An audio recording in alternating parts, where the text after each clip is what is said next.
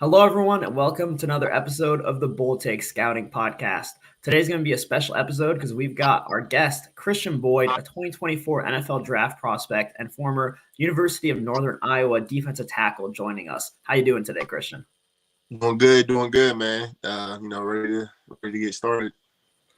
Yeah, and the first question that we always like to ask everyone to kind of get a gauge on where they started is, when did you first start playing football and what made you fall in love with the game? I started playing football third grade. I didn't really like it at first. Too much work. I was kind of lazy. But then, I think a year or two after that, I started to get good at it, and then, I started to love it, and I've loved it since. Nice. Do you have a favorite game or a favorite memory so far in your football career? Well, in high school, I would say probably my junior year. We're playing CBC in the semifinal to go to state, and we beat them on their home field. And they're talking a lot of stuff before the game and in the middle of the game. Like I was getting to with their fans a lot, and we ended up beating them dudes. And that was just a great feeling, special feeling. That sounds electric, man. Let's retrace your football journey to how you're right now on the cusp of the NFL. And so this started with committing to UNI, and you had a couple other offers, some FBS schools like Kansas and UCF. So what led you to pick UNI? I kind of waited too long to try to commit to those schools. UCF, their whole coaching staff went to Nebraska with Coach Frost. And, I basically stopped hearing from those guys. And Kansas, like I said, I had Kansas and Arkansas State. And I waited too long to commit. And then when I tried to commit, they basically said they didn't have an offer for me. And then I started getting FCS interest. And then I took an official visit to Illinois State and then the UNI. And then I committed to UNI right away. Gotcha. So did you have a really good feeling on that visit with UNI? Oh, yeah. I went there with a couple of dudes from my area. And, we went there and we had a great time. And, we said, let's do this. And then, it was a great decision. Yeah, absolutely. When you started off your career, you ended up redshirting the beginning and then played rotationally. And then there was the pandemic. And while FBS played, the FCS didn't. You had to wait till the following spring. So what went into throughout those first couple of years working on your game and getting ready to be able to break out and have the dominant last couple of seasons you've had? Oh, yeah. It was really, really humbling, getting redshirted in my freshman year because, I feel like I should have been, FBS or even Power 5. I redshirted in the FCS level, and then I kind of put some chip on my shoulder. And then, when I finally got my chance to start and, to play a lot, I took advantage of that and, haven't looked back since. Yeah, I mean, I'm sure that being redshirted when you're recruited from other FBS schools could have probably been difficult, but obviously it seems like it's worked out well for you. UNI is, one of the few FCS schools that we really see produce a handful of NFL caliber players. What's made it possible there at UNI for you to succeed and become an NFL prospect and some of those other guys as well? Oh, yeah, we had great coaches there. I had Coach Farley. He's been there since I don't even know, for like 40 years, but he's been a head coach for the past 24. And Coach Pop, he's a D-line coach there. One deepest player of the year in the NFL. And so guys like those, they taught me, or told me what I had to do to get to the next level. And I just took advantage of it. Bought in all the way. And then, and of course, Jed Smith, our strength coach, he's incredible. He produces dudes. I mean, he builds dudes up. And, I took the weight room seriously. And, I feel like that's in a position where I'm at right now because of. Yeah, I mean, it seems like you obviously really have tailored your academic career as well towards kind of that weight room and stuff. We noticed that you're a strength and conditioning and sports administration major. So do you think kind of your experiences in there or in that major have helped you kind of progress towards this NFL future?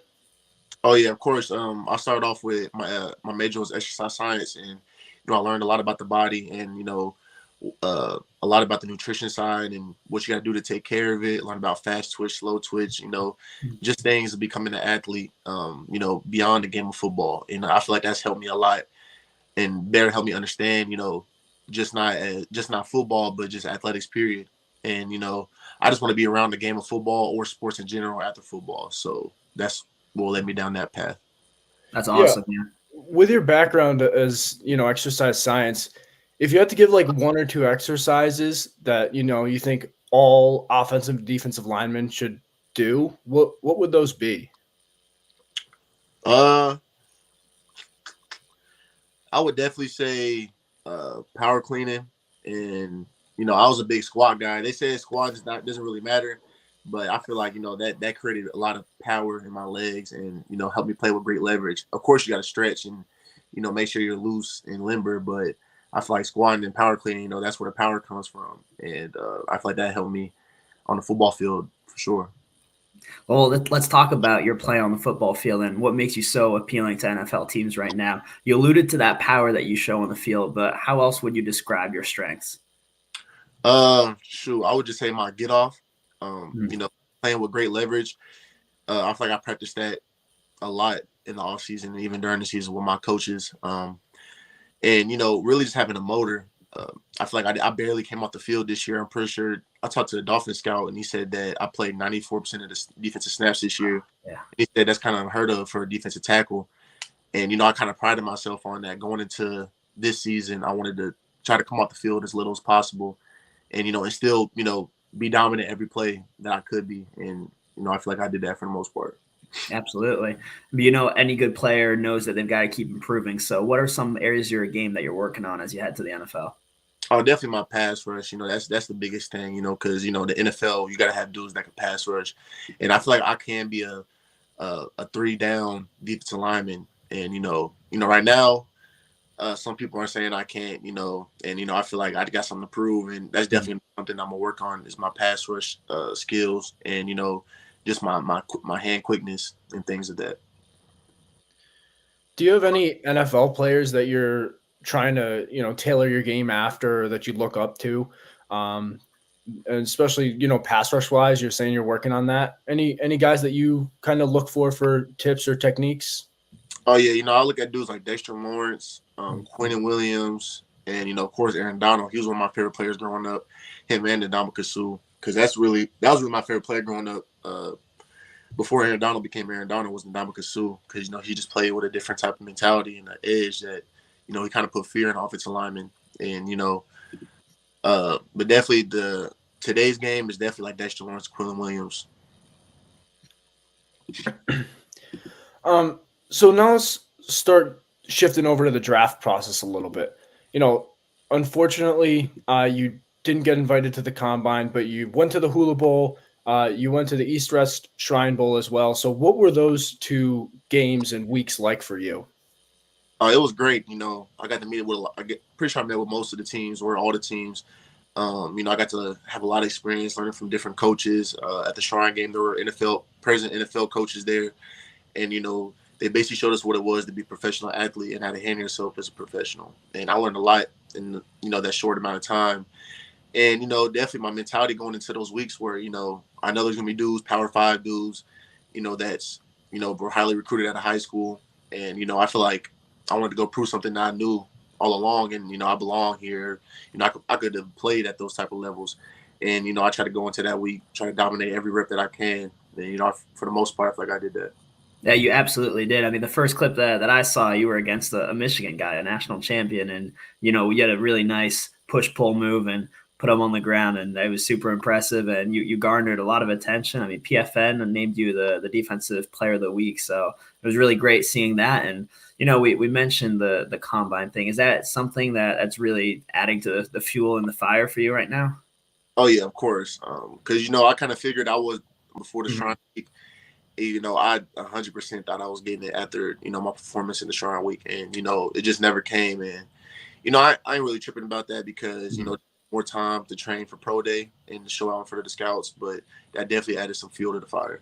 Yeah, I mean, there's a lot of guys in NFL draft circles were surprised, and talking about combine snubs, you're really the first name that comes up. So that was a surprise across the board. But you mentioned that you got to meet with a lot of the teams beforehand and at the Shrine Bowl. Are there a couple teams that you feel really good about your meetings with, or who might have shown the most interest in you so far? Oh yeah, I feel like the Seahawks and the Cardinals. And also the Packers and Vikings. Those are really the top 4 teams I feel like, I had great meetings with, and, that Nice. showed interest in me. And, I feel like I I had a good relationship with those guys that I was talking to, and I had a good time with them. So, kind of with those in the rearview mirror, I'm assuming you still have some meetings with other teams. But what does the rest of this draft process look like for you? Well, I got a 30 visit with the Lions coming up in this month, and then I got 30 visits set up in April after Pro Day. And since I didn't get invited to the combine, I'm probably gonna have a lot of those. I'm gonna be traveling a lot in April before the draft, so it's exciting for sure. And you mentioned a lot of traveling, possibly a lot of top 30 visits. How do you keep your training in check with all of this traveling and moving around?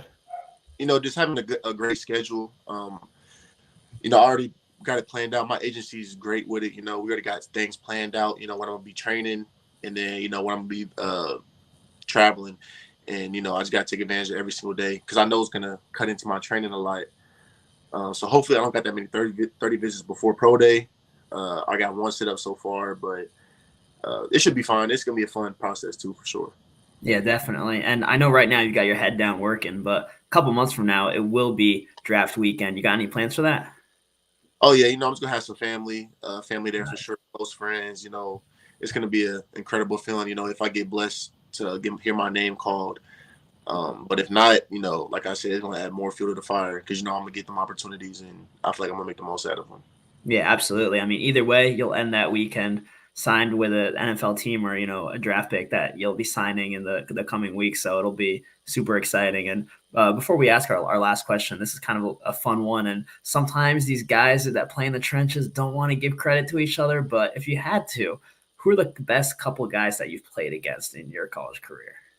I would definitely say a former UNI offensive lineman that, kind of gave me my welcome to college moment. Jackson Scott Brown, he was an All-American guard from UNI, graduated in 2019. Yeah. And I feel like he really made me maybe the player I am, or helped in that because, going against him on scout team for my whole redshirt year, I had to bring it. And because he brought it, no matter what, if it was scout team or team reps, he brought it. And, I feel like that he helped me, raise my game. And I would definitely say probably Cordell Volson. He's from North Dakota State. Yeah. He was a dog, and we had some battles for sure. Yeah, definitely. Well, our last question is an inspirational note that we like to leave off on. And so if you had to think back throughout your football career and everyone who's given you a lot of good advice to get you where you are today, what is that one piece of advice that really sticks out to you the most that you'd like to pass on to other people? I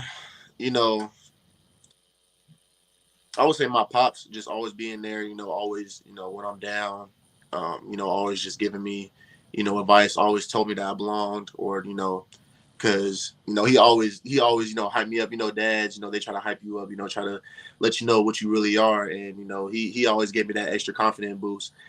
And, he always say, just be yourself and be dominant. And, I think about that every time I step on the field. It's just be myself and then, play with a different type of mentality. And, yeah, that's pretty much it. Yeah, I mean, that sounds like some great advice. It's always great to have, people in your corner that are hyping you up and supporting you. We really look forward to see how everything progresses throughout this draft process, and then for you and how, your first NFL season, ends up. So we're looking forward to, seeing what happens. Good luck with everything, with your top 30 visits and everything like that. Thanks for coming on. Anything else you want to say before we wrap this up? I think I'm good, man. Thank y'all for your time, man. Appreciate it. All right. Thanks for thank coming you. on. And thanks everyone for watching and listening. We'll be back with another episode soon.